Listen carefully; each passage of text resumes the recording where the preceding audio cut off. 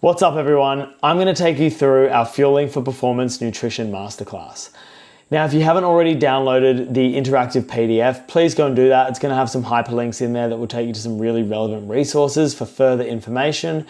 And what it will also do is have a little bit of added info for you on those pages so that you can spend some time reading through anything that you want more knowledge about. So let's start things off. Page 1, we're going to look at what the purpose of this workshop is today. So we live in a world of information overload. Everyone seems to have a different opinion on how, why, what, and even when we should eat. With this, often becomes a lot of complexes around food, get a little bit confused, and we have conflicting habits that don't actually put us in the right direction. So what we're going to do in the masterclass today is we're going to cut through any of the rubbish that we see. We're going to teach you how to understand the fundamentals of nutrition, enjoy making consciously healthy decisions that fit into a healthy lifestyle for you, and then we're going to allow you to take simple and effective action right away so you can see long-lasting success. There are some key areas that we'll cover. You can see the list on the page, and then you can actually click on these links and it will take you directly to that page for a quick search. But let's start at the top. We're going to start with our pyramid of nutritional priorities. Now, this is our first thing that we should be focusing on when we look at nutrition. And you can see here we've obviously got a nice pyramid where it's nice and skinny at the top and then really wide at the base. And that's what we're looking for our priorities. The most important sections will be down the bottom, and then as we get higher up, it's going to have less impact on your success. They're more like the fine 1% details as we get further up the pyramid. So if we look at this pyramid, we can see 3 key areas right at the bottom there, and these are the 3 that we're really going to dive into today because these are going to give you a biggest bang for buck success when you're looking at your nutrition. The number 1 and the basis of everything is our calories. And when we look at that, we're looking at energy in versus energy out, or our energy quantity. The second one is going to be our macronutrients. And with this one, we're looking at the energy quality. So what type of foods are we actually eating? And what breakdown of foods are we getting? Whether it be protein, carbohydrates, or fat. And then our final one in this sort of top 3 priorities is going to be our micronutrients. These are more like the little things that go into your food that help enhance your body to make sure that it absorbs food better and functions in a better way. So we nail these 3 things, and then we can start to look at our timing and our frequency and things like supplements. I like to use a bit of an analogy with a car that really breaks down the importance of these three elements of our nutrition. If we think about us as the car, then when we're looking at calories, we need to make sure we have fuel. So we're giving ourselves enough fuel to go and function. When we look at the macronutrients, that is more like what type of fuel are we using? Are we using the right fuel to go and drive efficiently? So are we putting leaded in diesel in an unleaded car, or are we putting unleaded in an unleaded car first? And then secondly, what type of unleaded fuel are we using in there? Are we using the one with ethanol, or are we using the highest 98 unleaded? Our final one is the micronutrients, and that's where we're looking at what's going on inside the car to actually make it function well. Do we have enough oil? Do we have our radiator fluid up to date? Have we had it serviced regularly? These are the things that are going to help actually utilize the fuel that's going into the car. And therefore, it's the same with how we're eating food. Are we able to provide it with enough energy or enough fuel source, the right type of fuel source, and are we making sure that everything around it works so that we can utilize that properly?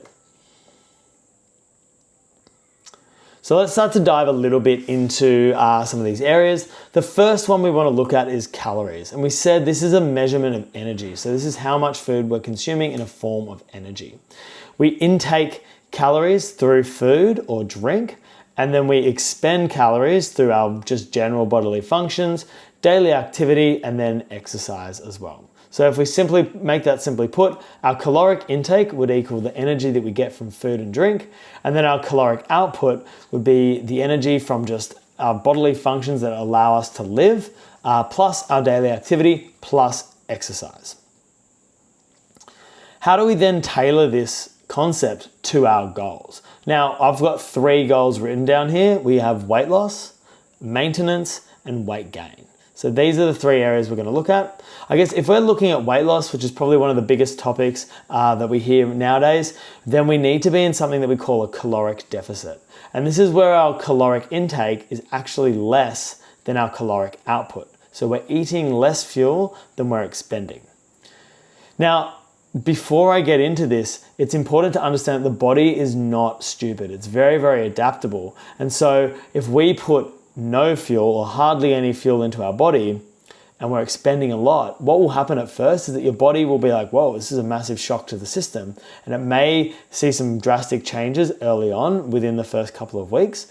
However, long term, the body is just going to adapt to that and start to actually decrease your bodily functions so that your daily energy expenditure is lower. So not only are you eating less food, but expending less energy as well, but now you're also feeling tired, not able to perform properly, and go and do the things that you want alongside of that. So when we're looking at weight loss, it's really important that we're not going too drastic, because otherwise it's going to fall into that trap. So we aim for a 20% deficit in there. That's going to be a sustainable amount of change that's going to almost like sort of trick the body a little bit to make change, but also long term, that's going to allow you to be sustainable with this as well. Now, our second one is maintenance. This is where we want a caloric balance. We're looking at our caloric intake equaling or roughly equaling our caloric output. Now, it doesn't have to be precise to the calorie. Your body will fluctuate. As I said, it's adaptable and it will make changes, but anything around a balance will be really good for your body in there, okay? And then our second one is weight gain, and we can do that either in the form of muscle or fat, depending on what we're eating and how we're training.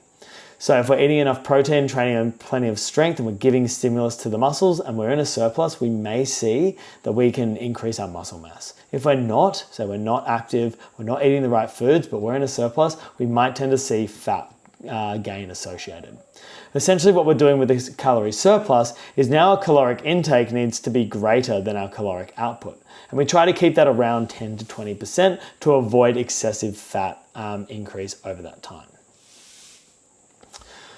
Next, we have some calculations that can help you out with calories. So we've got our caloric intake. That can be done through any nutrition tracker, like MyFitnessPal, which we'll go through later. That will just basically calculate all the calories, all the calories and all the foods that you've had throughout the day. And then our caloric output, we can use a bit of an equation here. It's basically our basal metabolic rate, which there is another equation that you can use to distinguish that. Or if you go based on height, muscle mass, and height and weight, sorry. And then if you've got a body fat percentage, that will make it even more accurate and impact your basal metabolic rate. So once we find that out, we can then times it by an activity score, which you see below. Anything from sedentary being next to no activity, all the way up to extremely active, which would be you're hitting probably 10 to 15,000 steps a day and you're training on a very consistent basis. Will give you a guideline of how many calories you could consume in the day to be within a balanced deficit or a surplus. Next, we have our macronutrients. So our macronutrients, these are energy providing compounds found within food, and they can be broken down into three main areas. Number one would be our carbohydrates, number two, our proteins, and number three, our fats. And they all play a vital role in our performance and health. So carbohydrates, we'll start with. These convert to glucose as an immediate energy source in the body and the brain. When we have excess glucose in the body, then they can be absorbed or stored in two ways. In our muscles, we can store glycogen. Okay, so that's the first way. So the bigger our muscles, the more opportunity we have to store glycogen in there. And then once that is exhausted, we then will start to store excess glucose as body fat. Okay, so if we have large muscles, we can store more glycogen. If we don't have large muscles, we have less storage for glycogen, which means that it's more likely to be converted to body fat afterwards. We also have this thing called the glycemic index. This is essentially a rating of how quickly foods are absorbed in the body. And this has an impact on your blood sugar levels. So when we eat glucose or when we eat carbohydrates, they'll have an impact on our blood sugar levels. When we eat it, they'll increase. And then if it's a low GI, that blood sugar, that will be digested at a slower rate and our blood sugar levels will rise and sustain for a longer period of time. It's absorbed into the blood. And then if it's a higher GI, what will happen, it will be digested and absorbed a lot quicker and pulled into the bloodstream sooner, which means we'll get what we call a spike in blood sugar levels. This blood sugar level can have an impact on how we feel for hunger as well. So generally speaking, if you're having a low GI food, it should make you feel a little bit fuller for longer and provide you with a more sustainable energy than a high GI food, which will give you a short boost of energy and you will quickly feel like, oh, I've had that and I may be hungry again. Each gram of carbohydrates yields 4 calories as well, okay? You can see the same thing for protein. Each gram of protein yields 4 calories in it as well. Now, protein is essential for muscle recovery and muscle growth. So this is something we're going to talk about a little bit later to make sure that we get enough in our diet so that we can recover from training, we can grow strong, healthy muscles as well. Next, we have our fats. Our fats are essential for brain health, hormone control, energy, and the uptake of some vital vitamins as well. Now, these provide a more sustainable energy without impacting blood sugar levels. So when we ingest fats, we don't have that spike in blood sugar levels, but it does provide us energy for a long period of time because it takes a while to break down by the body as well. They come in 2 forms, unsaturated and saturated fats. Our unsaturated fats, these are generally considered our healthy fats and could be like avocados, olive oils, salmon, and nuts. And our saturated are ones that we want to have in moderation, and this would be from our fattier meats, fatty dairy products, and processed foods. The really important thing to consider about your fats is if we look at the calories per gram of fat, 1 gram of fat actually has 9 calories in it, which is more than double what your protein and your carbohydrates have. So whilst everyone bangs on about eating healthy fats, if you are trying to minimize the amount of calories that you have, or be in a calorie deficit in particular, it's really important that we don't overconsume these fats because they have so many calories per gram. So if I'm eating lots of nuts throughout the day, I can quickly build up way too many calories that now I don't have enough for other nutrient-dense foods. So it's just important to have these in moderation and not go too hard on them. Okay, so now we get into our macronutrient cheat sheet. In here, I think in today's society, we've been brought up to start to think about foods as one macronutrient. So people would say, oh, cool, that's a protein. Oh, that's a carbohydrate. Oh, that's a fat. When in reality, most foods are made up of a combination of protein, carbohydrates, and fats. And so it's good to see which ones are high in protein, which are high in carbohydrates, which are high in fat, and which have a little bit of everything. So I'm going to run through them quickly for you guys, just to maybe tick off some of the ones that you didn't think were in those categories, and then you have a deeper look to get a deeper understanding. So if we look at our high protein section, this is going to be predominantly protein, very low in carbohydrates and fats, and you can see our white and lean meats are the ones to go for in here. We've got chicken, turkey, tuna, extra lean beef, egg whites, and white fish are your key ingredients, key foods for high protein. Then if we're going for higher carbohydrate foods, we've got things like rice, potatoes, oats, corn, fruit, veggies, honey, pasta, bread, and whole grains. These are the things that most people be like, oh, I'm having carbs. That's what most people would say in association with these foods.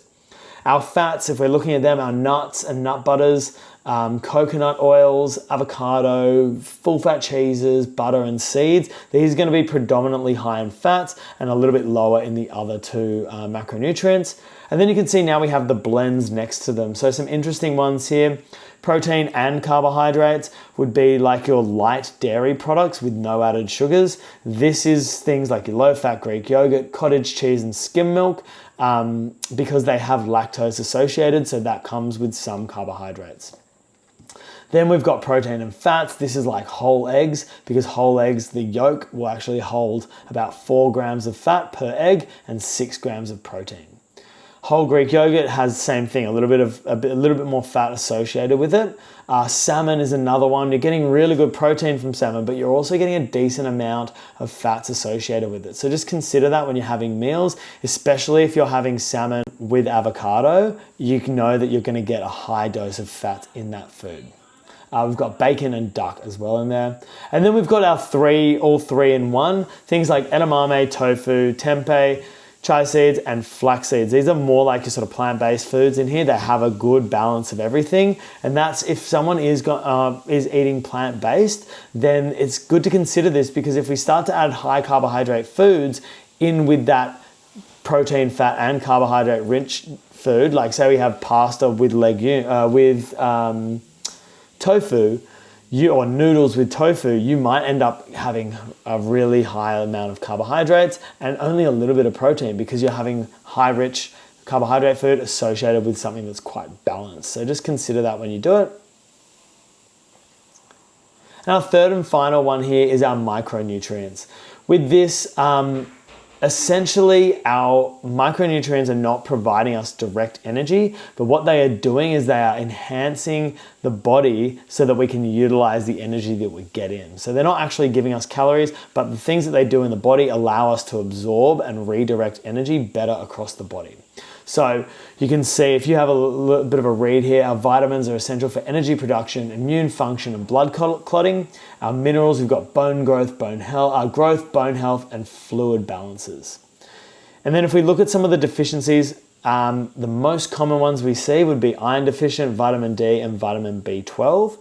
I've got a little diagram over on the side, which is for iron deficiency. And this is really helpful, because even associating certain foods together can impact the uptake of these vitamins and minerals. So you'll see there's a list of high rich iron foods up the top.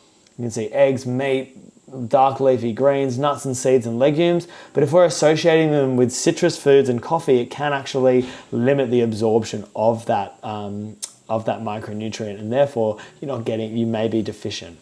The next page, we have our micronutrient cheat sheet. And this is really cool. There's so much information on here, and I want you guys to actually spend the time to look through this, because it breaks down everything from what they focus on. It gives you examples of foods, but I just want to go through a couple as well. I've kind of broken these down into 3 key areas. So the first area that we want to look at is looking at immune function. Okay, and with this one, we've got vitamin A, vitamin C, and vitamin D as your key vitamins for that. Vitamin A we can get from carrots, and vitamin C we can get from things like oranges and citrus fruits, and vitamin D we can get from our salmon, and also absorbing it from the sun. The next one I want to look at is your heart health. Okay, and so now we've got vitamin C, calcium, magnesium, selenium, potassium, and zinc playing a key role in your heart health. So you can get these from oranges, as I said. Calcium, we're looking at dairy products and cheese. Magnesium, kale is a really good one. Some people do take magnesium supplements as well. Potassium, we've got avocados. Zinc, we have got our pumpkin seeds. And then our final one, selenium, is from Brazil nuts. So there's some really good foods to include in your diet to make sure that you're getting really good micronutrients. And the final one, looking at our muscles, same vitamin A, vitamin C, vitamin D, and magnesium are really important for them. All right, that covers most of our nutritional basics. Now what we want to look at is essentially giving you a toolkit to work with so that you can go and take action straight away. So we've got 3 things we're going to focus on, and they're all giving you different benefits. So the first one we're going to look at is our 7-day food tracking. And this is really, really important for creating awareness around what we're eating, how much we're eating, and what that actually does to the body. So it's not designed to be something that we rely on. We shouldn't be tracking everything forever, because it's just not a healthy way to live, and it doesn't create a great relationship with food. We want to eventually be more intuitive with our eating and have this knowledge that we can go and make decisions without having to rely on a device or technology to tell us what's actually in it. So how you do this, really simple. We go and download MyFitnessPal. We need to then calculate a rough caloric output. I'm pretty sure MyFitnessPal actually does that for you, or you can use the equation that we did up the top with the BMR and the activity score. And then you want to calculate your protein requirements based on some of the recommendations below. Now, if we look at females, it's 1.1 to 1.8 grams of protein per kilogram of body weight. So depending on the weight that you are, it could be anything from like sort of minimum like 60, 50, 60 grams, all the way up to like 120, 130, 140 grams of protein a day, depending on your size, obviously, and depending on your activity levels. So I would say, because most of you guys are training in the gym regularly, we would want to be pushing more towards that 1.8 per kilo of body weight. And then for males, 1.2 to 2 is the recommendation. Same thing. We could be looking at anything from like 80 up to close to 200 grams of protein in there based on your activity levels. Once we've downloaded MyFitnessPal, we've figured out our protein intake, we know our caloric output, then what we want to do is set up our account, and it should auto-generate a percentage of roughly around 30% protein, 30% fat, and 40% carbohydrates. But you can tweak this based on what you like. As long as you're, number one, getting the calories correct and hitting your protein, then the fats and the carbohydrates can be distributed as you need to ensure that you're getting the right foods in for you to get the right macronutrients, the right calories, and the right micronutrients. Then, to finish off, we track everything for 7 days. And if we need to continue on for longer, we can. However, we should be, as I said, getting more educated as we do this, getting more aware and not having to rely on this. Second one we're looking at here is our meal prep. We say failing to prepare is preparing to fail. I think most people struggle to make healthy decisions when they don't have it available for them. So what we want to do with this is just make sure that we are preparing meals so that you have no excuses or no options but to take the healthy meals. So what this means is, number one, prioritize your weekly shop. Fill your fridge or your pantry with healthy, nutritious foods that you can go and grab at your convenience. And then prepare your big 3 meals for the day or the week, either a week in advance, a couple of days in advance, or before you're having it, so that when it gets to that time when you're hungry and you just want to eat something, you're not making silly decisions, you're able to make healthy decisions there and go and grab what you need. The third and final one here is swapping shopping. Most people think healthy eating has to be restrictive and boring, but in fact this often creates an unhealthy relationship with food, and it can hinder your long-term success.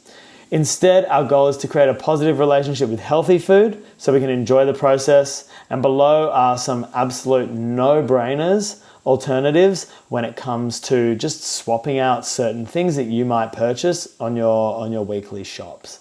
These are, you can click on the images, they'll take you directly to the links on, I think, Woolies. But these are like unbelievable ways to save calories for those people who are looking to lose weight as well. Simple swaps can save you hundreds of calories a day, which can put you in that 20% deficit really, really easily without having to cut out certain things, just making changes. So first one, cutting out, changing low carb wraps for regular wraps. You're saving yourself nearly 100 calories. It's got more protein, far less carbohydrates, really good alternative. Then your yogurt, same thing. You're saving nearly half, it's nearly half the amount of calories. You got over double the amount of protein in there. Way less carbohydrates and way less fats too. So just overall, nutritionally, a way better option. Our extra lean mince versus regular mince can save you about 50 calories. It's got way less fat in it, or about half the fat and the same amount of protein. Kangaroo burgers, these are massive. I would say they're a little bit on the drier side, but it's 160 calories saved just by swapping out a grass-fed beef for kangaroo. Heaps of protein, way less fat in those. And then alcohol, if you want to really make great progress, cutting out alcohol would be fantastic, but also we know it is a really big social part of our lives, and that can be really challenging. So just shifting from sort of like your heavier craft beers or cocktails down to something that's a little bit more low carbohydrate can save you like 50, 60, even up to 100 calories per drink, which is when you're having multiple in a night, that's an easy win right there. So those are the tools that you can really take to go and make action straight away. Alongside of this, what we have is a grocery guideline. So when we're going to the shops, sometimes we think that everyone's got our best interests at heart. All the companies out there have our best interests at heart. But unfortunately, we live in a world of influencing and advertising, and it can be really hard to tell the difference between what is actual good information and what is just a sales pitch from a company for you to buy their product.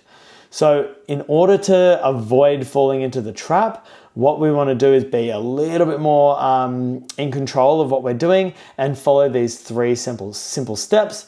The first one being to check the ingredients on the back. You will be blown away by the amount of ingredients that are in some of the common foods that you see. And a general rule of thumb is if you don't know what this actually means, maybe you shouldn't be putting it in your body. And the more ingredients that you have on there, generally the more processed that food is becoming and there's more additives being put into it. If you are looking at the ingredients, there is one thing to consider as well. The first ingredient on the list is going to be the most potent or the highest percentage in the product, and then the last is the lowest percentage as well. Second one, comparing foods by 100 grams or milliliters instead of by serving size. This is something that it's a little bit rogue when it's in the food industry of the regulations behind serving sizes, and some companies will decrease the serving size of what they're putting out there just to make their nutritional information look more desirable, basically, or look like the better option. And the thing you got to consider there is that, are you going to stick to that serving size that they've put out there, or are you generally going to eat a little bit more? And if it's something that isn't portion controlled, then we're probably going to go a little bit more. So make sure you compare the 100 grams or 100 milliliters so you can get a true understanding of which product is actually better for you in the sense of your macronutrients and your calories. And the third and final one is that we want to buy real food as much as possible. Now, this can be related to a couple of different things. I guess we want to buy whole foods more than we are packaged. So that's really simple. And we want to make certain things out of whole foods before buying them from a package. So that could be in relation to like sauces and dressings and stuff like that, because generally we'll find hidden calories, but also hidden additives in those versions. But the second thing to consider as well is the hidden calories that you might find in any sort of extracted, dried, condensed, or blended or juiced products as well. So a good example of this would be looking at something like as simple as orange juice, even a freshly squeezed orange juice. We know that we can pour an entire glass of that, and that's usually equivalent to about 3 oranges. And it's a lot easier for you to drink an entire glass of orange juice than it is for you to actually eat 3 oranges. Okay, we're getting into the pointy end of things. We've got 2 more sections to go. Debunking diet myths is the next thing. So we're going to go through some of the 6 most common things that we hear around the industry, debunk them for you and just get some clarity on these areas. And then we're going to finish off with our supplementation. So first things first, number 1 thing we hear, diets are the key to weight loss. Now you'd think that a diet is essentially restricting or reducing the amount you consume a certain product or a certain food type, and you'd think that that would be the best way to then go and lose weight, because you're obviously having less of the food and therefore you're able to lose weight easier. But when we look at studies, most of these studies show that people who have gone on diets, generally as soon as they come off the diet, they start to bounce back to their original weight, if not go beyond that. So then we start to think, why is that happening? And one of the major reasons why that would be happening is because a lot of these diets are essentially removing an entire food source and creating these restrictions around food. However, they're not changing your behavior or the habits associated with food or your relationship with food. So what happens is, because you've got these restrictions in place, of course you see results from them. But when we start to go back to living normally, we haven't learned anything along the way. We go back to old habits, we make old decisions, and therefore the weight starts to come on even more aggressively. Instead, what we want to focus on is improving food quality, reducing processed foods, and being in that 20% deficit so we can make sustainable change for the long term. Number 2, carbs are bad and fats make you fat. Now, if we look at the 90s and noughties, fats were the enemy. Then we look into the 2010s and 2020s, then carbs became the villain. But the reality is that neither of these two macronutrients are the villain when it comes to anyone's poor health. Instead, it's the overconsumption and undernourishment from processed foods, coupled with inactivity and poor lifestyle habits to go with that are leading to obesity, heart health, diabetes, and just generally poor health. Number 3, food labels don't lie. Now, I'd love this to be true. I'd love that every company had our best interest at heart, but they don't. Technically, all packaged food must display nutritional information on the back. However, the regulations don't say much about what needs to be put on the front of the package. And the crazy thing with that is that that's the first thing we see when we go down the shopping aisle, is the front of the package. So what we want to make sure we're doing is when we're going and choosing things that are from an aisle as opposed to the fresh food section, we want to be looking out for some of these like marketing words that may be a little bit misleading and not actually providing the full information. So one of the big ones you'll see there is high protein. People know how important protein is and how hyped that is at the minute. So a lot of companies are putting high protein on the front of their packages, but the regulations state that you only need 4 grams of protein for that to be considered high protein, and it doesn't even matter how much carbohydrates and fats are associated with it. So it's really, really easy for companies to actually put high protein on their packages and it not actually be a really rich source of protein. A really good example of that would be any sort of like some of these nut bars that are out there. They've got more than 4 grams of protein in them. However, there's like 15 grams of fat in those nut bars, and there I would not say that's a protein bar or a high protein bar. I would say that is a high fat bar instead. All natural is another one. It sounds great, sounds like you're getting the best ingredients, but what that's saying is that there's just no synthetic additives to the product, but they could be adding natural products that are not healthy for you as well, including things like seed oils. Next one, no added sugar. That doesn't mean that there's no sugar.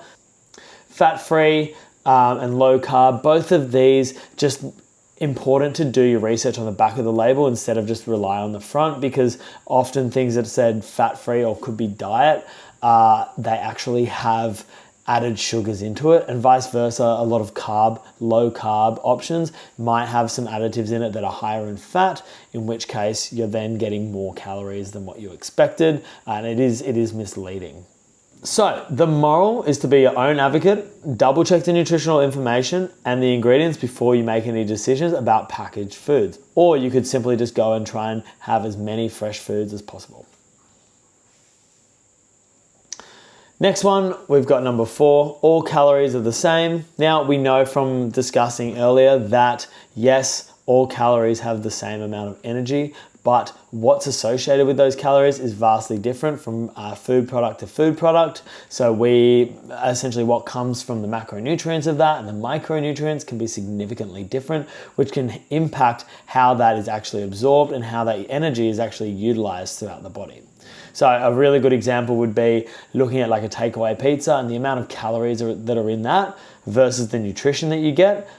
You will, if you were, creating fresh foods, whole foods, you could have so much more food for the exact amount of calories. It's going to provide you with way more nutrients, and the body is actually going to absorb that energy and utilize that energy in a much better way. Number 5, gluten-free, dairy-free, plant-based foods are healthier than others.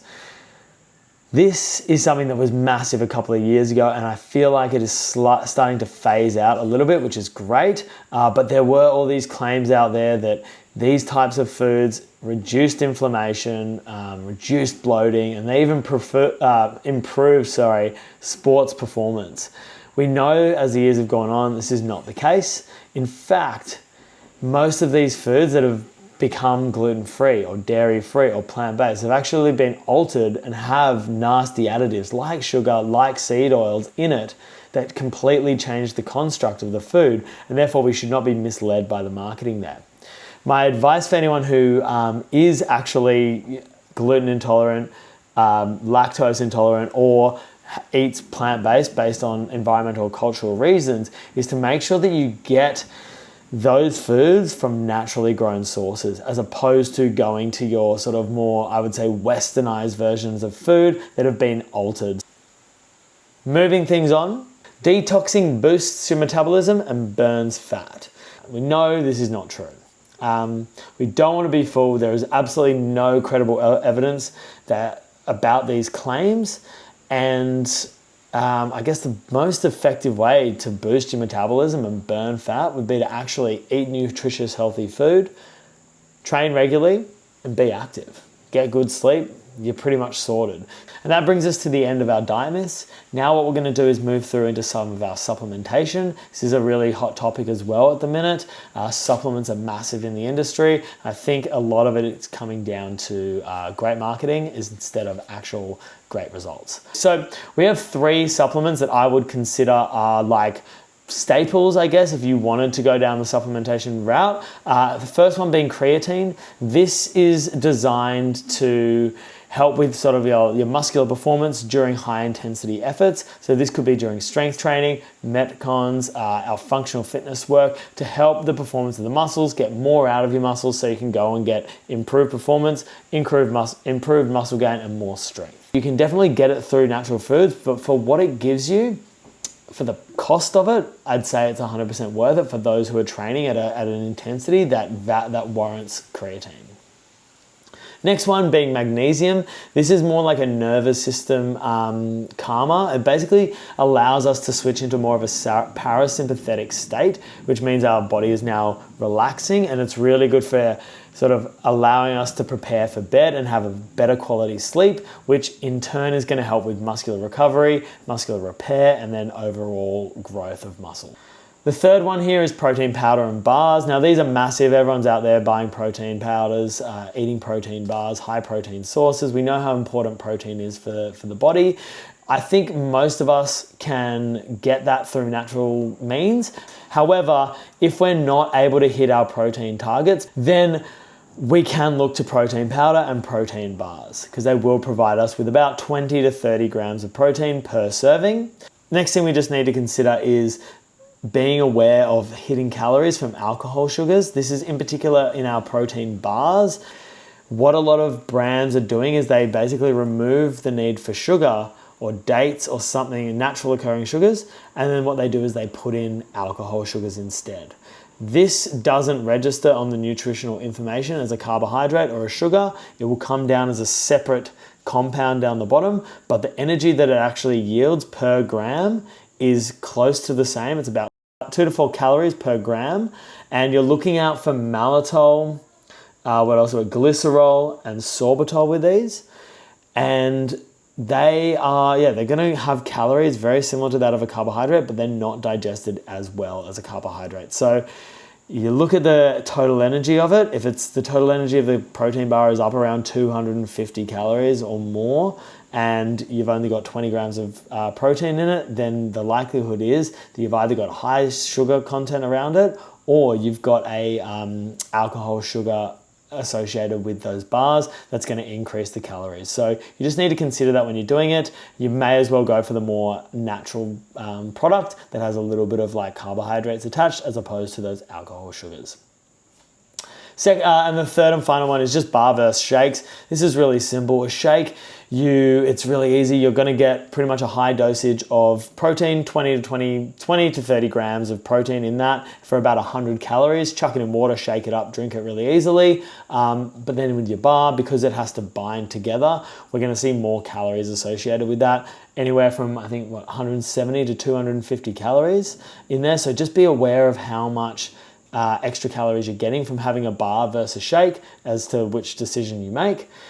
I like to use Quest bars, and there's a really good one called No Way Jelly bars. These use a collagen protein. The reason why they're great is because it doesn't need sugar additive to it in order to become sticky, because it's like a jelly structure and it tastes pretty good, has really good macronutrients.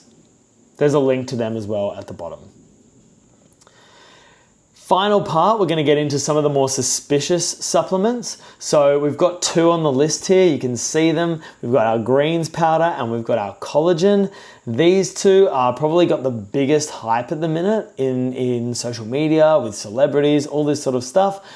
But the real question we want to ask is, number 1, is the hype real? So are they actually providing you with the benefits of what people are saying? And number 2, is it worth the investment, the financial investment? Because a lot of these people who are pushing products, they're either getting it for free or they don't have to worry about money when they're looking at supplementation. So I think greens is probably the biggest culprit here. Some companies are charging upwards of $100 for a tub of greens. They're claiming that there's all these different vegetables or the same amount of vitamins and minerals as all these different vegetables, but because it's been dehydrated, the vegetables have been dehydrated and desiccated, we're losing some essential compounds in there, in particular fiber, which helps us actually absorb the nutrients that we're getting from the powder. So it might have the same amount of vitamins and minerals as eating the vegetables, but because it doesn't have the associated fiber with it, our body is not able to process that as well, and therefore we may not actually be absorbing anywhere near as much of the vitamins and minerals that it's providing. And the final one we'll get to is collagen. This is massive on social media as well. We've got a lot of celebrities endorsing the use of collagen as like almost an anti-aging, regenerative and recovery supplement. And the backing behind that is because collagen is essentially something that's found in the body, it's produced by the body actually, and it's essential for our sort of skin health, nail health, tendons, cartilage, bone integrity. However, there is no evidence that actually shows that eating collagen as a food source results in more production of collagen within the body. The science has shown though that eating a high protein diet and exercising regularly does help with collagen production. And if we want anti-aging, doing things like not spending too much time in the sun, staying away from smoking, staying away from alcohol are going to be far more beneficial than loading up on a collagen supplement. This brings us to the end of our Fueling for Performance Masterclass. This is your number 1 resource for nutrition. This cuts through all the crap. This will allow you to go see long-term success. So get stuck into it, enjoy it, and I'll see you later.